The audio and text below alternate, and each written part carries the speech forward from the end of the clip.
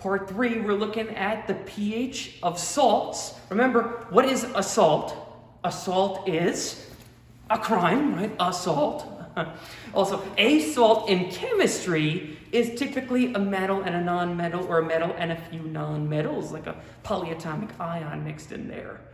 So what would be the pH of a salt? We'll take a look.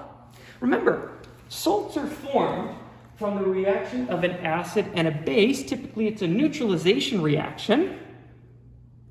First salt we're going to take a look at, copper sulfate, CuSO4. Isn't that a nice blue? We're going to dip in our pH paper. Remember, don't submerge. We'll dip in, make sure it's completely covered, and we'll check out. It looks about at a 3, I would say. Copper sulfate, pH 3. Next is NaCl, sodium chloride. These are all 25% solutions, right? We're keeping it constant between part 1, part 2, and part 3.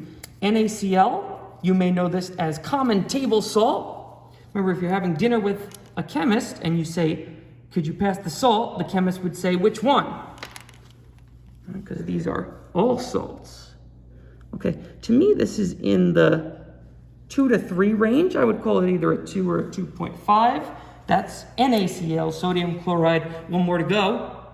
Potassium carbonate. pH paper. Let's dip. Oh yeah. Now that is a really, really nice blue. I'd put it in the,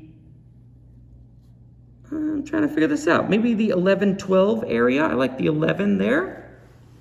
pH, copper sulfate, NaCl, and K2CO3. Take a look at your entire picture. On the right, on the top in green writing, you have your 5 acids. On the bottom of the paper on the right, you have in purple your 4 bases. On the left, we're looking at our 3 salts.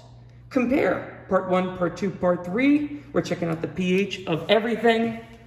Once you're done, record everything, put it down, answer all the questions that you may see, and I'll see you in the next video.